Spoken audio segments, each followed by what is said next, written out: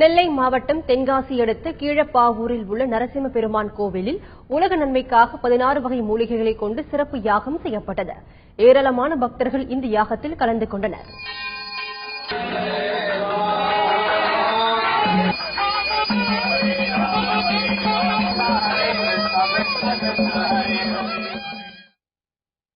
திருச்சி மாவட்டம் மணப்பாறை அடுத்த வையம்பட்டி அருகே உள்ள பொன்னணியாறு அணையை 2,50,00,000 செலவில் மேம்படுத்தும் பணி நடைபெற்று வருகிறது.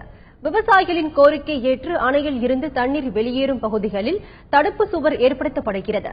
இதேபோல் சுற்றுலா பயணிகளின் வசதிக்காக படகு சவாரி செய்யும் இடமும் அமைக்கப்படுகிறது.